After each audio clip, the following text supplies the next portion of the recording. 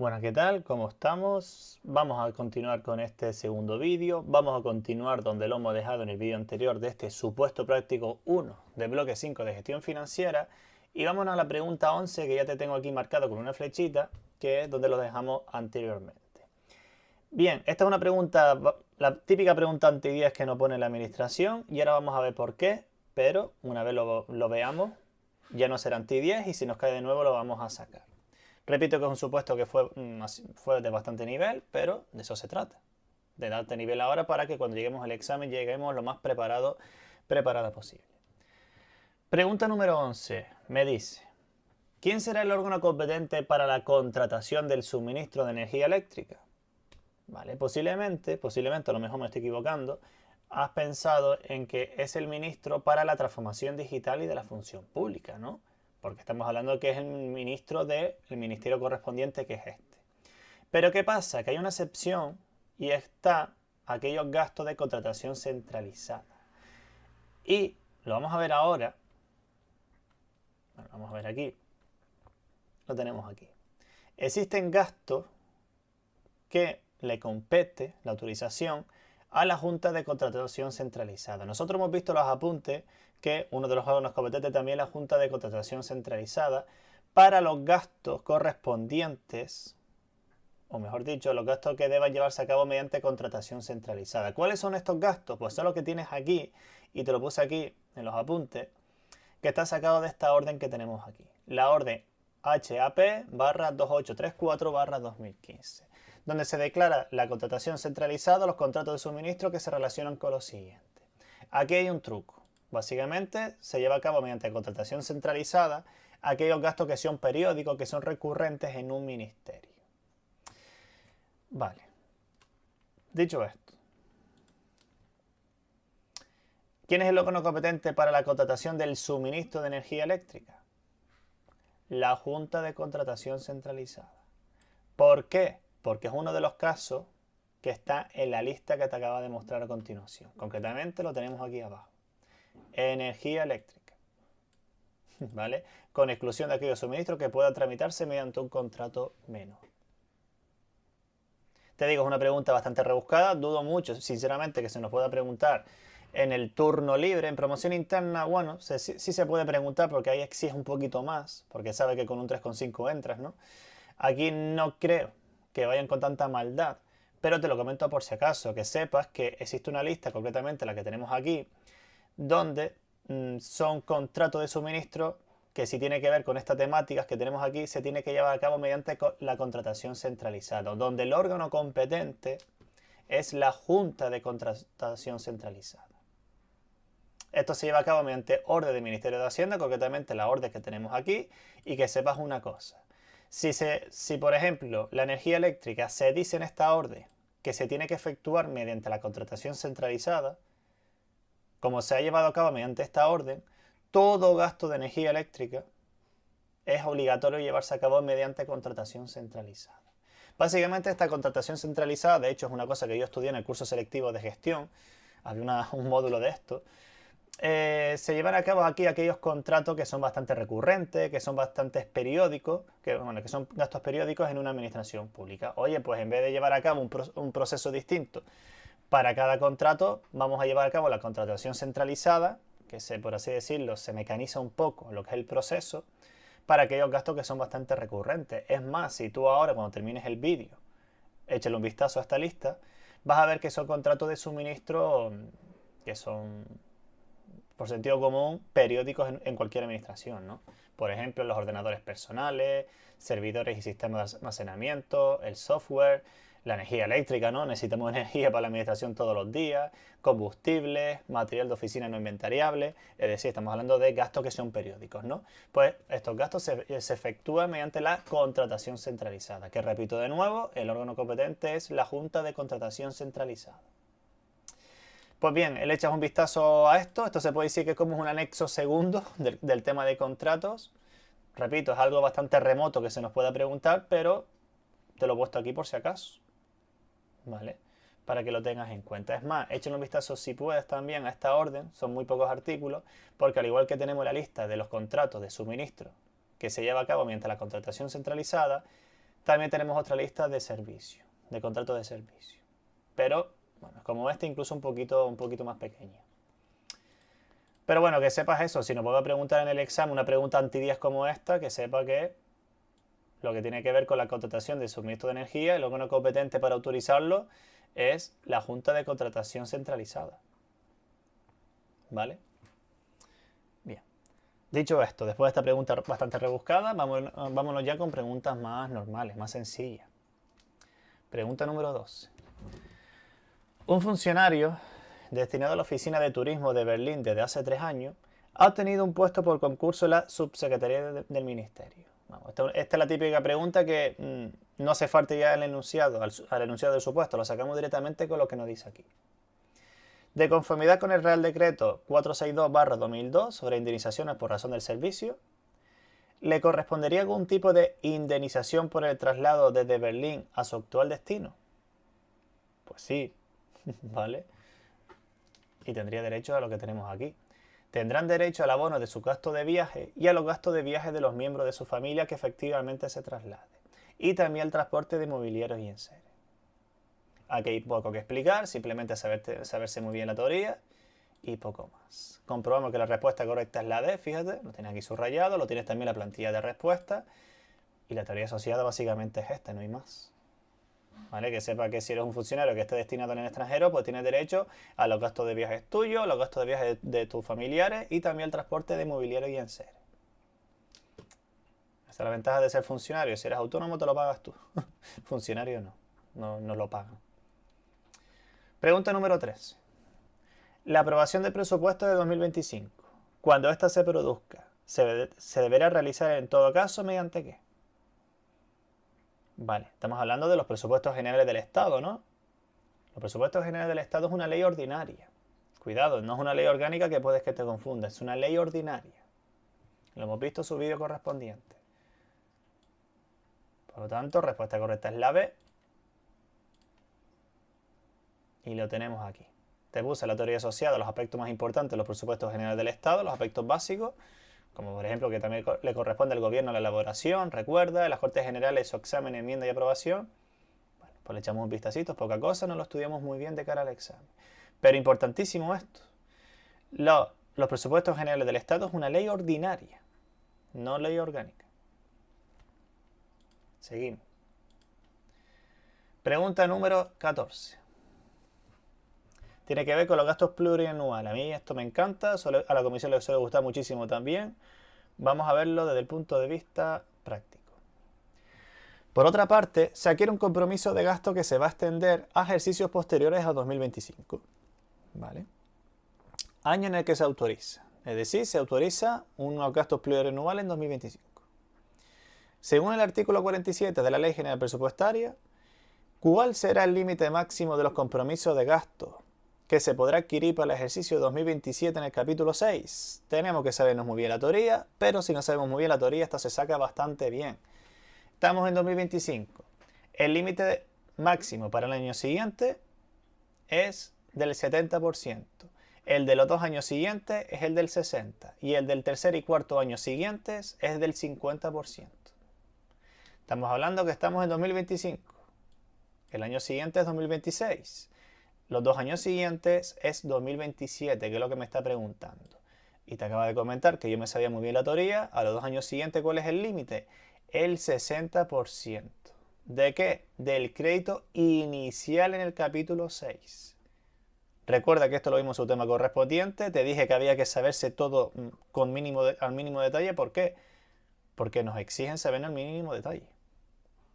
Nos exige saber lo que se refiere al crédito inicial, no al crédito disponible, por ejemplo. Respuesta correcta en este caso es la C. Vámonos aquí. Esto tiene los apuntes, pero fíjate, esto hay que sabérselo de memoria, ¿vale? Fíjate que lo tenía subrayado, esto lo tienes tal cual en los apuntes por eso mismo, ¿no? Pues bien, esto hay que sabérselo de memoria. Y no hay mucho más que explicar, te lo acabo de explicar ahora. Respuesta correcta es la C. Lo tenemos aquí, por cierto, la respuesta. Vámonos a la pregunta 15 y 16, que son típicas preguntas de supuestos prácticos. ¿En qué momento? Pregunta número 15, aunque la 15 y la 16 están muy relacionadas. Empezamos con la 15. ¿En qué momento de la tramitación del expediente de contratación de las obras de climatización se expedirá el documento contable D del compromiso de gasto? Esto es lo mismo en su tema correspondiente, esto hay que sabérselo de memoria, recuerda. Documento D tiene que ver con la formalización del contrato. ¿Y dónde tenemos eso? Lo tenemos aquí en la C. Vamos a responder a 16 ya que estamos, que están muy relacionadas. Y me pregunta, ¿en qué momento se debe expedir el documento contable A del expediente de gasto? El documento A es cuando se aprueba, ¿no? ¿Dónde tenemos esto? Lo tenemos aquí, en el momento de aprobación del presupuesto. A de aprobación, pues lo sacamos con eso también. Te digo, recuerda que esto lo tenemos en los apuntes y esto hay que sabérselo de memoria. Es típica, pero típica pregunta de supuestos prácticos. De las preguntas que más se repiten en los supuestos prácticos a lo largo de los años. Pues bien, lo tenemos aquí, ¿vale? La teoría asociada, fíjate, documento RC al inicio del expediente, documento A cuando se aprueba el gasto, documento D cuando se formaliza el contrato y documento OK cuando ya el contrato ha sido llevado a cabo a buen puerto por el contratista y se recibe el visto bueno por parte de la administración. ¿Vale? Bueno, son dos preguntas que te digo, si te sabes muy bien la teoría, si sabemos muy bien enfocar estas oposiciones, son fáciles, porque es siempre lo mismo. Pregunta número 17, ya queda poquito. En el caso del que el contrato de climatización incluyese una mejora sustancial en la estructura del edificio, ¿en qué capítulo se debería contabilizar el gasto?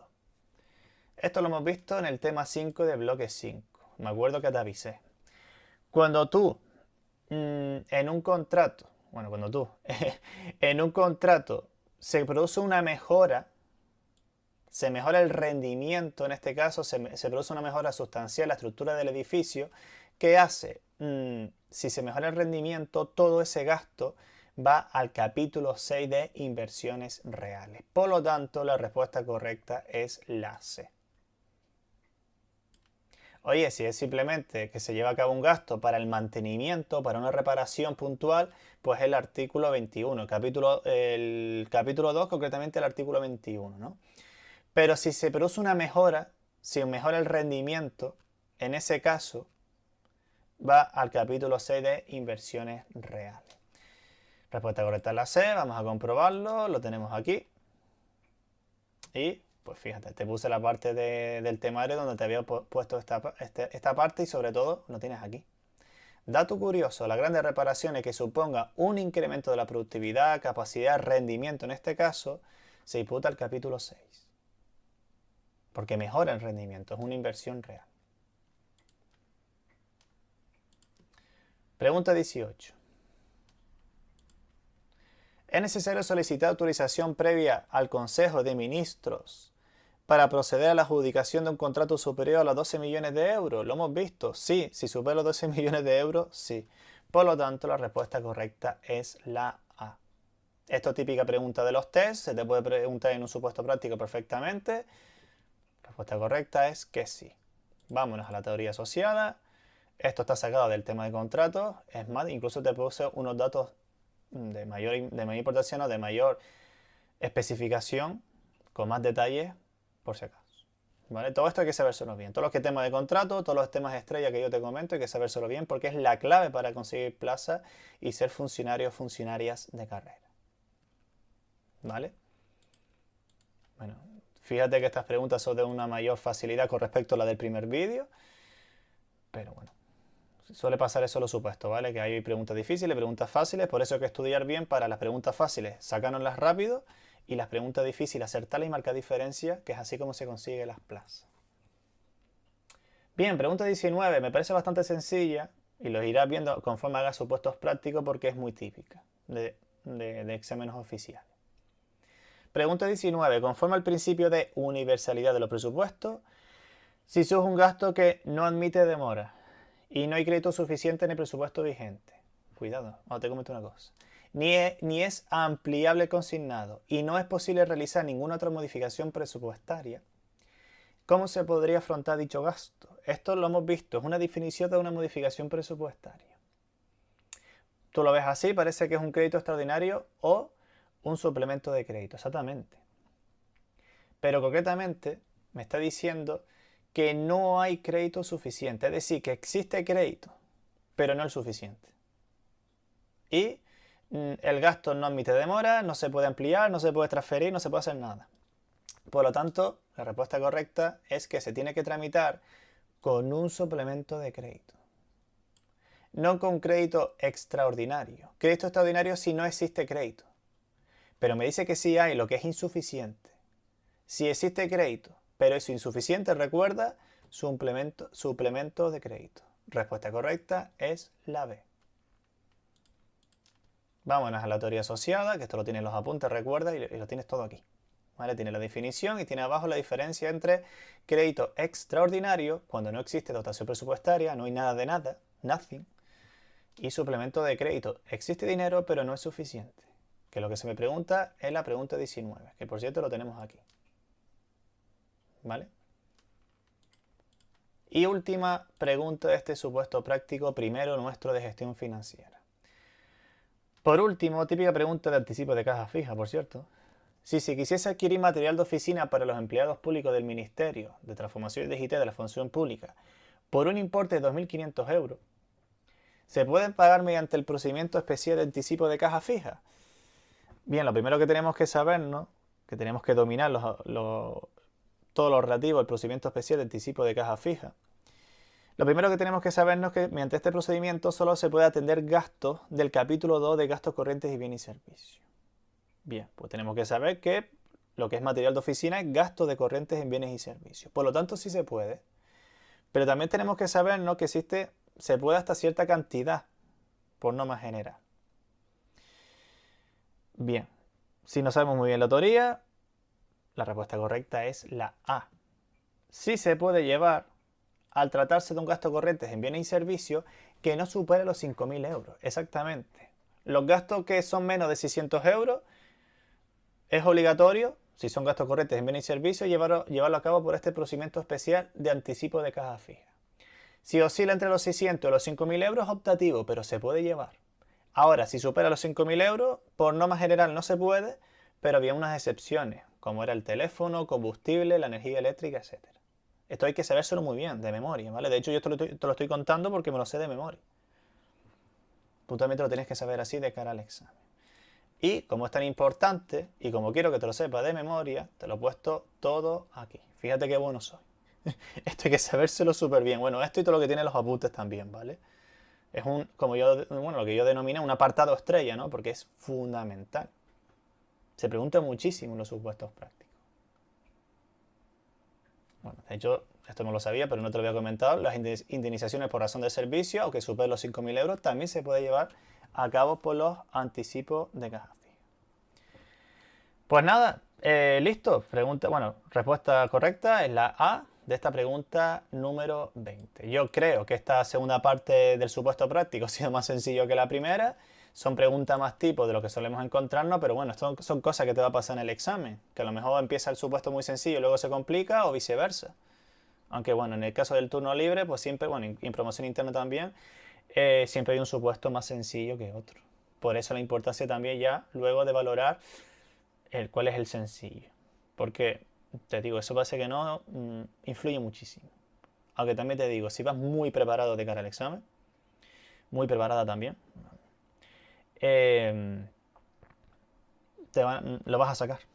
Lo vas a sacar. Todo pasa al final por tu preparación. Y nada, ya con esto terminamos. Fíjate la plantilla de respuesta, nada, la teoría asociada. Es un documento que yo abrí con una nueva ventana. ¿Vale? Es decir, los dos documentos que estoy utilizando es el mismo, que está abierto con dos ventanas distintas. Nada, ya con esto terminamos este supuesto práctico tipo examen. Yo, lo que te comenté en el vídeo anterior, creo que es un supuesto de bastante nivel, un supuesto de mucho nivel. Entonces, que lo tengas en cuenta, ¿vale? Habrá supuestos más sencillos, otros de la misma dinámica, pero quiero meterte nivel para cuando llegue el examen, llegar lo más preparada posible. Una plaza, si estudiamos bien, será nuestra. Y ya luego a descansar el resto de nuestras vidas. Nada, terminamos. Espero que te haya ayudado. Espero sobre todo que lo hayas entendido. Cualquier cosa sabes que puedes ponerte en contacto conmigo. Estamos juntos en este proyecto. Un abrazo y cuídate. Chao.